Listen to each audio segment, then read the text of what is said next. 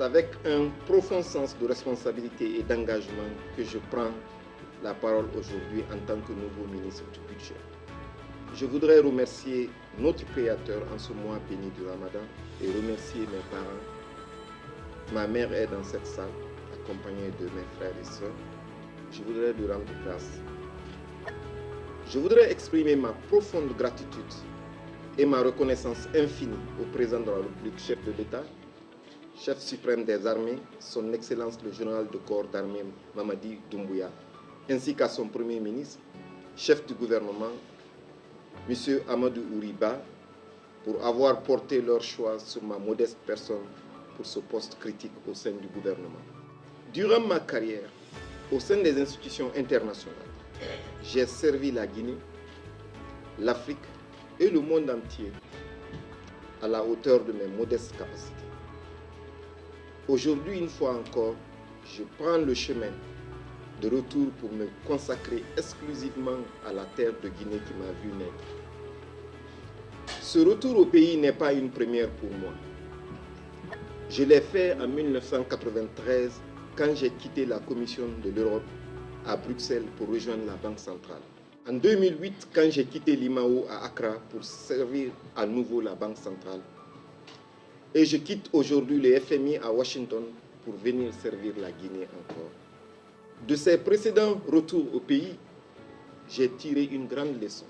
L'on est toujours récompensé sur tous les plans à chaque fois que l'on revient servir loyalement la patrie qui nous a vu naître.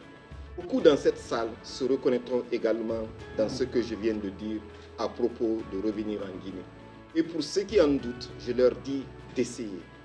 Je n'ai pas dit que c'est un chemin facile et donc je remercie le général Mamadi Doumbouya de m'avoir donné encore l'opportunité de revenir servir mon pays.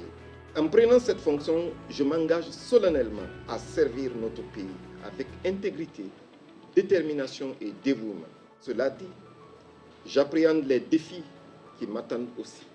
Mais je suis convaincu qu'avec la collaboration de mes collègues du gouvernement ici présents et d'autres, et avec des cadres dévoués, ainsi que des partenaires nationaux et internationaux, nous pouvons surmonter ces défis et réaliser des progrès significatifs pour le bien-être de nos concitoyens et le développement de notre pays. En tant que ministre du Budget, ma priorité absolue sera de veiller à la mobilisation et la sécurisation des ressources de l'État, à la poursuite et à l'accélération des réformes, notamment les projets de digitalisation de nos administrations fiscales, dont mon prédécesseur vient de mentionner. Je veillerai à renforcer la discipline et la transparence budgétaire et à la bonne utilisation des fonds publics. Pour y arriver, je compte sur la participation positive de tous. Quant à moi, comme toujours, la rigueur, la discipline, mais surtout l'équité seront les trois axes dans lesquels s'inscriront toutes mes actions dans ce département. Monsieur le ministre, cher frère Dr Lansine Condé, vous et moi, nos destins se croisent, s'entrecroisent, s'entremêlent, mais on a toujours gardé la fraternité. Une chose que je retiens de ce monsieur, de ce frère, c'est sa bonté et c'est ce qui nous définit.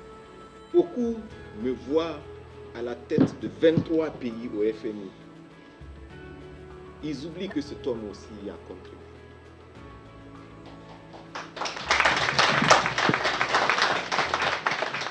Chers frères, vous avez parlé de mémoire. J'en ai. Et cette mémoire me commande, comme vous l'avez dit aussi, à vous être reconnaissant, monsieur le ministre. Et je vous prie de garder cette foi que vous avez toujours eu en vous-même et surtout cette bonté qui vous caractérise au-delà de vos compétences d'expert. En vous félicitant pour les progrès accomplis, je voudrais vous rassurer que je m'emploierai à poursuivre les réformes qualitatives que vous avez initiées dans ce ministère. Soyez-en assurés. De toutes les façons, je ne vais pas vous laisser. Parce que ne pas capitaliser sur votre expérience et vos pratiques, ce sera un gâchis pour moi. Pour terminer, permettez-moi, mesdames et messieurs, de réitérer mes sincères remerciements à l'endroit de monsieur le Président de la République et de son Premier ministre, à qui je réitère ma gratitude et mon engagement, ma détermination à réussir les importantes missions qui me sont confiées.